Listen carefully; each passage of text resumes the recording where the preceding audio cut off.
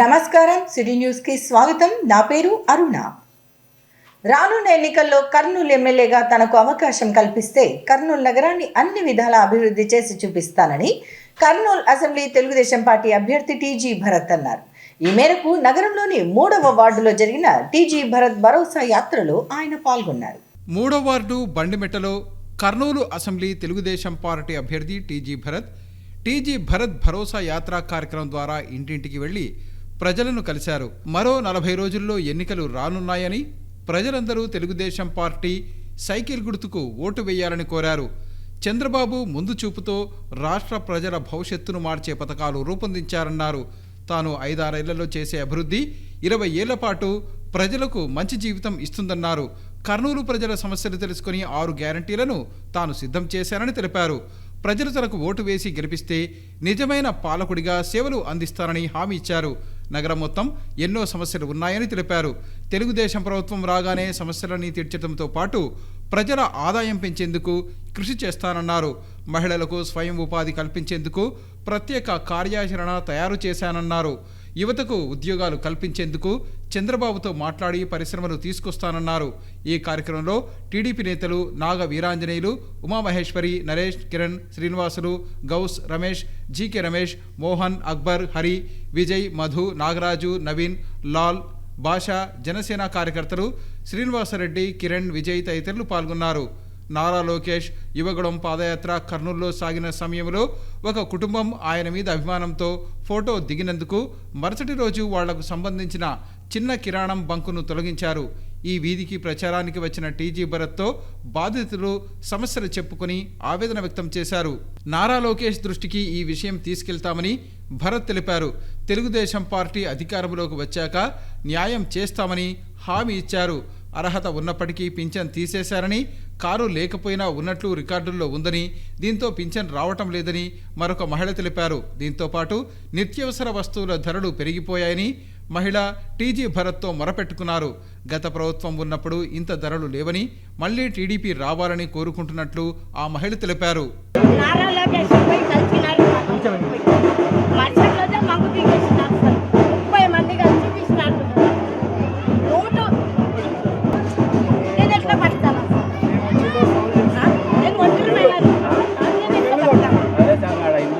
లోకేష్ వచ్చినప్పుడు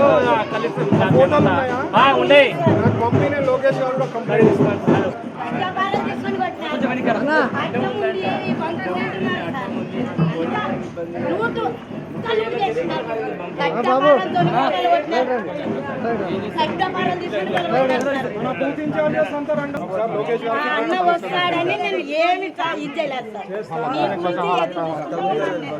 ఐదేళ్లలో ఈ 6 గ్యారంటీలు చేసే బాధ్యత నాది. మాటిస్తున్నా, మీరు ఒక అవకాశం నాకు ఇవ్వాలా.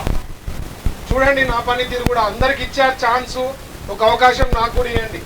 ఏమా ఇస్తారా? అందరూ చెప్పండి. ఒక్క అవకాశం ఇవ్వండి. చూడండి నా పనితీరు కూడా. ఈ 6 గ్యారంటీలు ఉన్నాయి, చదవండి. ఈ 5 ఏళ్లలో నేను చేస్తాను. ఈ 5 ఏళ్లలో చేసినది 20 ఏళ్ళు లైఫ్ వస్తుందమ్మా. అంత మంచి గ్యారంటీలు ఇవన్నీ. మీరు ఓటేసి గెలిపిస్తేనే చేయగలుగుతా నేను. ఏమా మర్చిపోతండి. ఒక్క అవకాశం నాకు కూడా ఇవ్వండి. ఒక ఛాన్స్ నాకు కూడా ఇస్తే తెలుస్తుంది నా పనితీరు కూడా. సైకిల్ గుర్తమ్మా, మర్చిపోతండి. నగరంలోని పురాతన రాంబొట్ల దేవాలయంతో పాటు కొత్తపేటలో ఉన్న సత్యనారాయణ స్వామి ఆలయ అభివృద్ధికి ప్రతి ఒక్కరూ అవసరమైన సహకారం అందించాలని ఆంధ్రప్రదేశ్ ఆర్యవైశ్య మహాసభ ప్రథమ అధ్యక్షుడు జయంతి వెంకటేశ్వర్లు కోరారు. ఈ మేరకు ఈ 2 ఆలయాల అభివృద్ధికి సంబంధించి 1,50,000 రూపాయల చెక్కులను ఆలయ కమిటీ వారికి అందజేశారు. పురాతనమైన రాంబొట్ల దేవాలయంలో సంపూర్ణ ఆధ్యాత్మిక వాతావరణం నెలకొనేలా అందరూ తమ సహాయ సహకారాలు అందించాలని రాష్ట్ర ఆర్యవైశ్య మహాసభ ప్రథమ అధ్యక్షులు జయంతి వెంకటేశ్వర్లు కోరారు. కర్నూలు నగరంలోని వాసవి మహిళా కళాశాలలో రాంబొట్ల దేవాలయం 1,50,000 రూపాయల చెక్కులను సంబంధిత దేవాలయాల చైర్మన్లకు జయంతి వెంకటేశ్వర్లు అందజేశారు. ఈ సందర్భంగా రాష్ట్ర ఆర్యవైశ్య మహాసభ ప్రథమ అధ్యక్షులు జయంతి వెంకటేశ్వర్లు మాట్లాడుతూ అయోధ్య రామాలయం నిర్మాణం అనేక మందిలో స్పృహ కలిగించిందని, అందులో భాగంగానే తమ వంతుగా సహాయ సహకారాలు అందిస్తున్నారని తెలిపారు. రాంబొట్ల దేవాలయమును జీవ వైవిధ్య క్షేత్రంగా తీర్చిదిద్దేందుకు కృషి చేస్తున్నామన్నారు. హిందూ సమాజంలో అందరికీ ఆత్మవిశ్వాసాన్ని పెంపొందించడానికి అనేక కార్యక్రమాలు చేపట్టాలని, కర్నూలు ప్రజలకు అయోధ్య రామాలయంగా తీర్చిదిద్దుతూ సంపూర్ణ ఆధ్యాత్మిక వాతావరణం నెలకొనేలా చూడాలని కోరారు.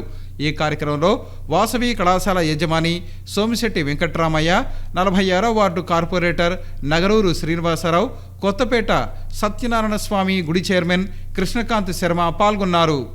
ఈరోజు ఎంతో శుభదినమైన దినము. మరియు అయోధ్యలో బాలరాముని ఎలా ప్రతిష్ఠ చేశారో మోడీ గారు, మరియు మోడీ తర్వాత యావత్ ప్రపంచంలోనే రాములవారి గుళ్ళు కూడా భక్తి శ్రద్ధలతో ఉన్నటువంటి వారందరూ కూడా పురాతనమైనటువంటి టెంపుల్ అన్నీ కూడా అభివృద్ధి చెందాలని చెప్పిన ఒక మంచి హిందూ సాంప్రదాయ పద్ధతి ప్రకారంగా ప్రతి ఒక్కరు ముందుకు రావడం జరిగింది.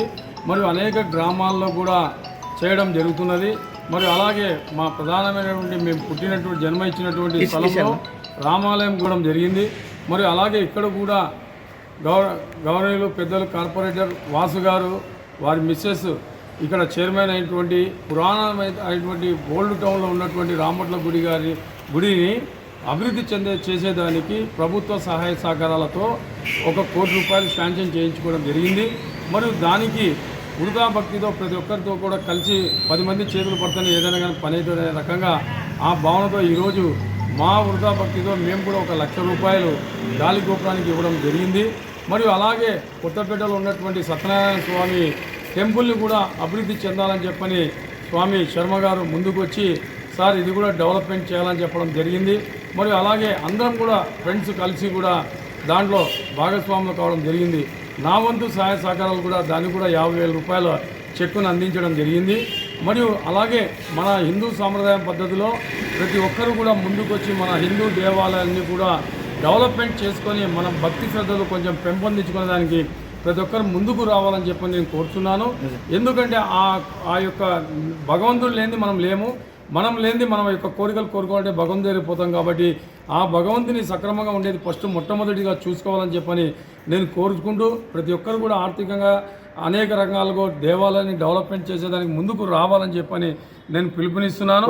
అనేకమైనటువంటి కార్యక్రమాలలో ఇది ఒక ముఖ్యమైనటువంటి కార్యక్రమం కాబట్టి ఈ కార్యక్రమానికి తప్పకుండా ప్రతి ఒక్కరు ఆర్థిక సహాయ సహకారాలు అందించాలని చెప్పని మరి నేను కోరుకుంటూ నా యొక్క శక్తివంచన లేకుండా కూడా తప్పకుండా ప్రతి ఒక్క కార్యక్రమానికి మా వంతు సహాయ సహకారం వృధా భక్తితో మేము అందించేటువంటి ప్రతి పైసా కూడా విలువైనటువంటి కార్యక్రమాల్లో జరగాలని చెప్పి ఈరోజు మన రాంబొట్ల టెంపుల్కి గౌరవనీయులు మన ఎక్స్ స్టేట్ ఆర్యవైశ్య ప్రెసిడెంట్ జయంతి వెంకటేశ్వర్లు గారు, ఆయనతో పాటు ఆయన ఫ్రెండ్స్ మిత్ర బృందము ఆయన సహాయము 1,00,000 రూపాయలు ఇచ్చారు.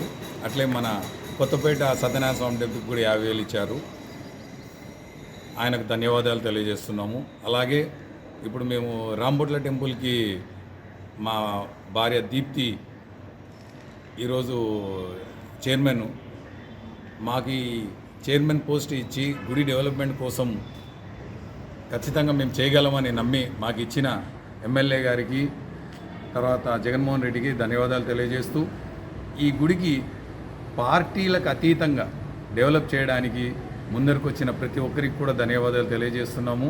ఇప్పుడు గాలి గోపురాని కోసం అనేసి గవర్నమెంట్ నుంచి మేము 1 crore శాంక్షన్ అయితే దానికి కావాల్సిన 20 లక్షల రూపాయలు డొనేషన్ రూపంలో తీసుకొని ఆల్రెడీ డొనేషన్ డిపాజిట్ చేసేసి దాని గ్రాంట్ కూడా పర్మిషన్ వచ్చేసింది, వర్క్ స్టార్ట్ కాబోతుంది దానికి.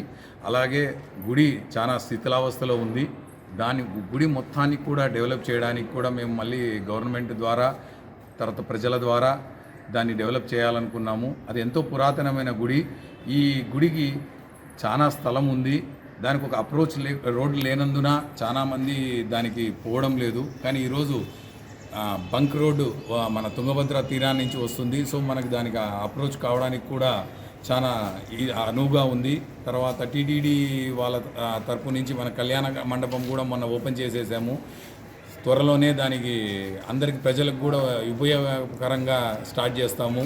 సో ప్రజలందరూ కూడా ఇది ఉపయోగించుకొని గుడికి వచ్చి మన పురాతనమైన గుడిని, మన దేవుణ్ణి పెట్టి, మన రాంబొట్ల గుడి కర్నూలుకి ఎంతో ప్రాముఖ్యం గల గుడిని పేరుపొందం చేసి మన చేతనైనంత సహాయం చేసి దాన్ని ఒక గుడిని ఒక కర్నూలుకి రామాయణం లాగా, అయోధ్యలో రామాయణం కట్టినట్టు కర్నూలుకి ఈ గుడిని డెవలప్ చేయాలని ప్రజలందరినీ కోరుకుంటున్నాను. విశాఖపట్నంలో ఫోటోగ్రాఫర్ సాయి పవన్ కళ్యాణ్ ను దారుణంగా హత్య చేసిన వారిని కఠినంగా శిక్షించాలని జిల్లా ఫోటో వీడియోగ్రాఫర్స్ అసోసియేషన్ ప్రతినిధులు డిమాండ్ చేశారు. ఈ మేరకు నగరంలోని జిల్లా పరిషత్ ఎదుట ఉన్న మహాత్మా గాంధీ విగ్రహం వద్ద వారు క్యాండిల్ లైటింగ్ కార్యక్రమాన్ని నిర్వహించారు.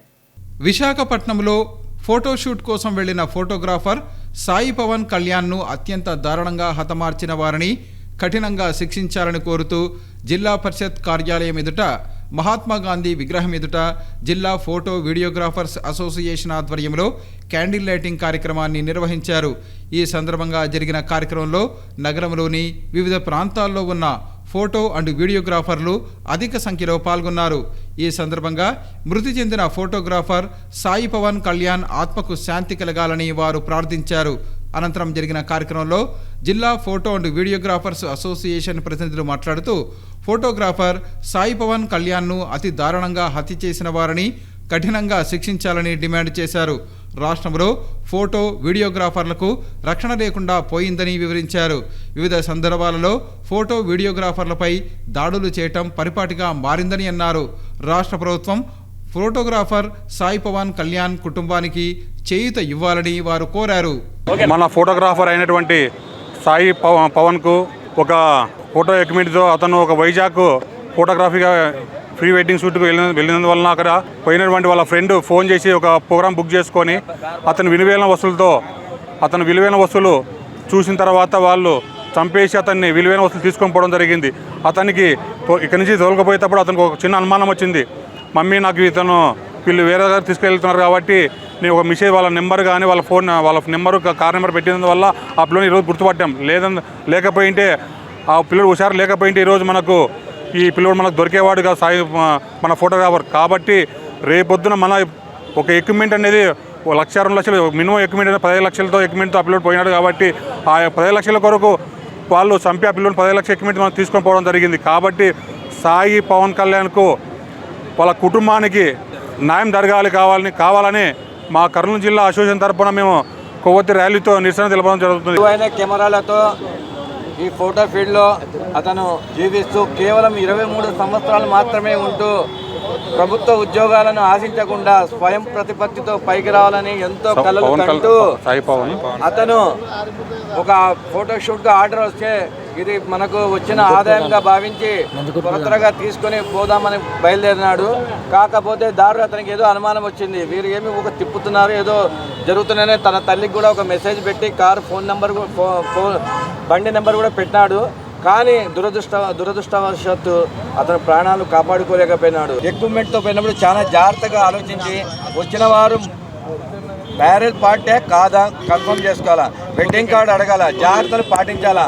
రానున్న ఎన్నికల్లో కర్నూలు ఎమ్మెల్యేగా టీజీ భరత్ను గెలిపిస్తే ఆయనకు ఉన్న పరిచయాలతో పరిశ్రమలు రప్పించి నిరుద్యోగ యువతకు ఉద్యోగ ఉపాధి అవకాశాలు కల్పిస్తారని టీడీపీ దళిత జేఏసీ చైర్మన్ బొల్లెద్దుల రామకృష్ణ అన్నారు. ఈ మేరకు 44వ వార్డులో జరిగిన దళిత చైతన్యం కార్యక్రమంలో ఆయన స్థానిక టీడీపీ నాయకులతో కలిసి పాల్గొన్నారు. 44వ వార్డు పరిధిలో తెలుగుదేశం పార్టీ దళిత జేఏసీ ఆధ్వర్యంలో దళిత చైతన్య యాత్ర కార్యక్రమాన్ని నిర్వహించారు. ఈ కార్యక్రమంలో తెలుగుదేశం పార్టీ దళిత JAC chairman Bolleddula Ramakrishna, vice chairman Deva తదితరులు పాల్గొన్నారు. ఈ సందర్భంగా 44వ వార్డు పరిధిలోని ప్రతి ఇంటికి వెళ్లి భవిష్యత్తుకు గ్యారంటీ కార్యక్రమానికి సంబంధించిన కరపత్రాలను అందజేశారు. అలాగే నగరమా మేలుకో కార్యక్రమంలో భాగంగా రానున్న ఎన్నికల్లో కర్నూలు అసెంబ్లీ ఎమ్మెల్యేగా యువనేత టీజీ భరత్ను గెలిపించాలని ప్రతి ఒక్కరికి విజ్ఞప్తి చేశారు. ఈ సందర్భంగా టీడీపీ దళిత జేఏసీ నాయకులు మాట్లాడుతూ రాష్ట్రం అభివృద్ధి చెందాలన్నా నిరుద్యోగ యువతకు ఉద్యోగాలు రావాలన్నా రానున్న ఎన్నికల్లో ప్రజలు తెలుగుదేశం పార్టీకి ఓటు వేసి గెలిపించాలన్నారు. ముఖ్యంగా కర్నూలు నగరానికి సంబంధించి నగరం అభివృద్ధి చెందాలన్నా, ఇక్కడి ప్రాంతంలోని నిరుద్యోగ యువతకు ఉద్యోగాలు రావాలన్నా యువ పారిశ్రామికవేత్త టీడీపీ నేత టీజీ భరత్ను గెలిపించాలని కోరారు. టీజీ భరత్ను ఎమ్మెల్యేగా గెలిపిస్తే ఆయన తనకున్న పరిచయాలతో పరిశ్రమలు రప్పించి నిరుద్యోగ యువతకు ఉద్యోగ అవకాశాలు కల్పిస్తారన్నారు. దశాబ్దాలుగా కర్నూలు నగరంలో టీజీ కుటుంబం రాజకీయాలకు కులమతాలకు అతీతంగా సేవా కార్యక్రమాలను కొనసాగిస్తోందన్నారు. కేవలం కర్నూలు నగర అభివృద్ధి, ప్రజల సంక్షేమాన్ని కోరే వారు రాజకీయ రంగంలోకి అడుగుపెట్టి ప్రజలకు ప్రభుత్వ సహాయంతో పాటు వ్యక్తిగత నిధులతో సేవా కార్యక్రమాలు అందజేస్తున్నారన్నారు. అటువంటి వారిని ఎన్నికల్లో గెలిపిస్తే ప్రజలకు మరింత మేలు జరుగుతుందన్నారు.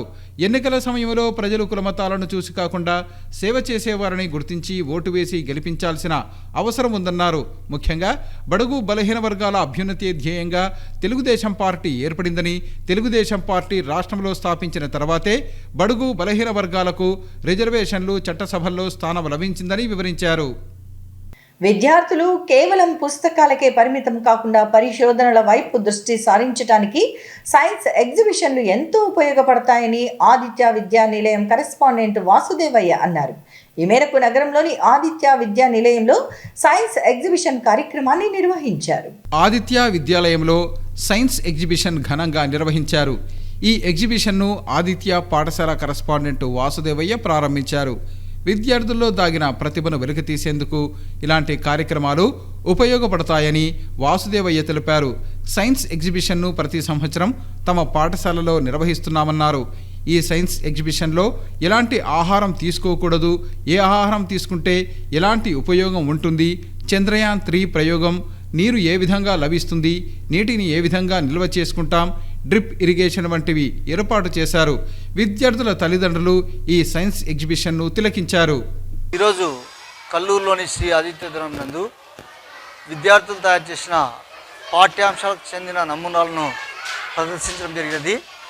ఇందులో విద్యార్థులు ఉత్సాహంగా పాల్గొంటే దీన్ని చూసి విద్యార్థులు ఏం చేస్తున్నారో, వాళ్ళు ఏ విధంగా అభివృద్ధి చెందుతున్నారో తెలుసుకోవడం కోసం తల్లిదండ్రులు కూడా వచ్చి గమనిస్తూ ఉన్నారు.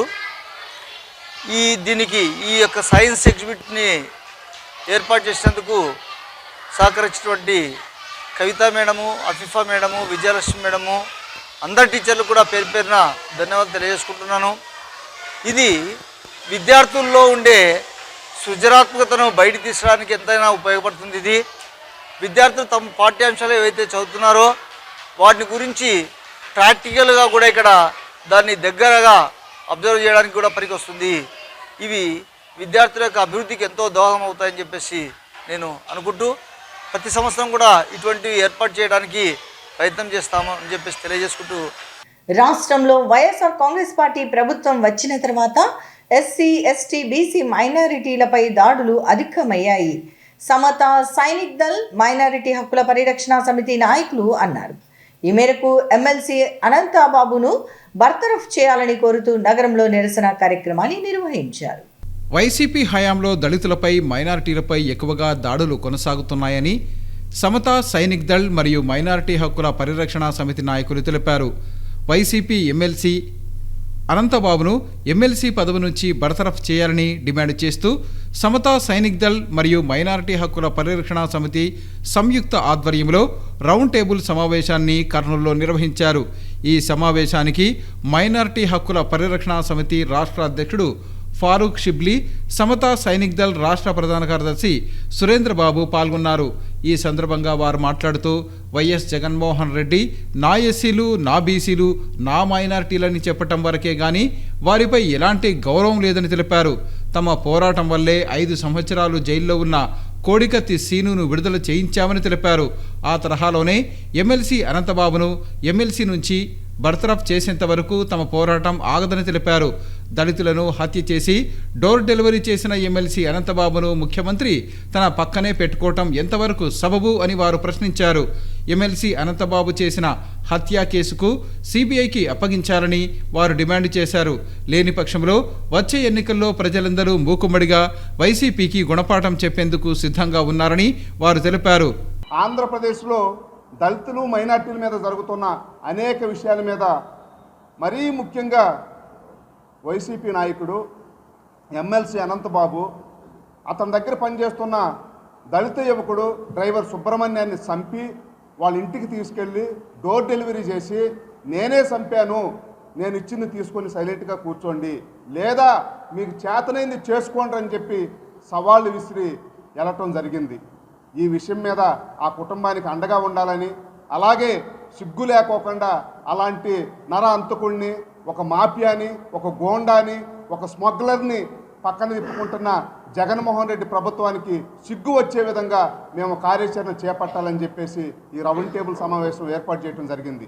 ఈ రౌండ్ టేబుల్ సమావేశం ముఖ్య ఉద్దేశం ఏమిటంటే, మరి ప్రతిరోజు సీఎం జగన్మోహన్ రెడ్డి గారు ఏ మీటింగ్కి వెళ్ళినా ఆయన నిద్రపోయే ముందు లేచినమ్మటే నా ఎస్సీలు, నా ఎస్టీలు, నా బీసీలు, నా మైనార్టీలు అని చెప్పేసి నోరు బొంగురు పోయేలా కరుచుకుంటూ జనాల్ని మభ్యపెట్టి మాయ చేసి మళ్ళీ ఎలక్షన్లో లబ్ధి పొందాలనే ప్రయత్నం చేస్తున్నాడు.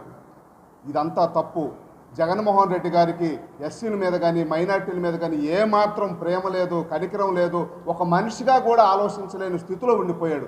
ఒక నియంతలాగా, ఒక రాజ్యాంగ వ్యతిరేకలాగా, ఒక దళిత వ్యతిరేకలాగా, ఒక పెత్తందారిలాగా ఈ రాష్ట్రంలో పాలన కొనసాగిస్తున్నాడు. ఇలాంటి జగన్మోహన్ రెడ్డికి ఈ 5 సంవత్సరాల్లో మరి ఎస్సీలు, ఎస్టీలు, బీసీలు, మైనార్టీలు అందరూ కలిసి ఒక బ్రహ్మాండమైన మెజార్టీతో ఆయనకి అధికారాన్ని అప్పచెప్పితే ఆయన వచ్చిన తర్వాత మరి ఏం పాపం చేసిందో ఈ రాష్ట్రంలో ఉన్న బడుగు బలహీన వర్గాలు ఏం అన్యాయం చేసుకున్నారో తెలియని పరిస్థితుల్లో వాళ్ళనే టార్గెట్ చేస్తూ రాజ్యాన్ని మరి ఒక రాజులాగా పాలిస్తూ అధోగతి పాలు చేస్తున్నాడు.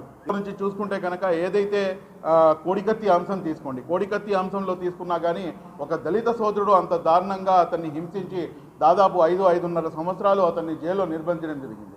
లాస్ట్కి సమతా సైనిక్ దళ్ మరియు మైనార్టీ హక్కుల పరిరక్షణ సమితి ఎక్కడా కూడాను రాజీ లేని పోరాటం చేయడం ద్వారానే అల్హమ్దులిల్లా ఈరోజు ఆ కోడికత్తి సింహుని మేము బయటికి విడుదల చేయించడం జరిగింది. అతన్ని విడుదల చేయించడంలో మేము సక్సెస్ కాగలిగాము.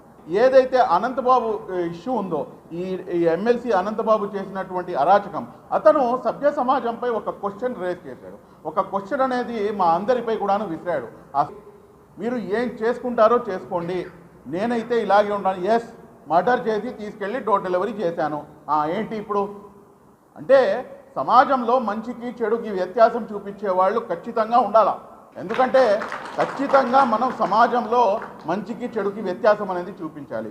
ఈరోజు మనం చేసేటటువంటి మేజర్ డిమాండ్ ఏమిటంటే, మీరు దీన్ని ఎక్కువ తెగేదాకా లాగకుండా చాలా సింపుల్గా మీరు దీన్ని ఒక నైతిక బాధ్యతగా స్వీకరించి ఎమ్మెల్సీ అనంతబాబుని ఇమ్మీడియట్గా బర్తరఫ్ చేయాలి. Number 1 demand. నంబర్ 2, అతను ఎవరైతే ఈ ఎమ్మెల్సీ అనంతబాబు ఇష్యూ ఇమ్మీడియట్గా సిబిఐకి అప్పచెప్పాలి.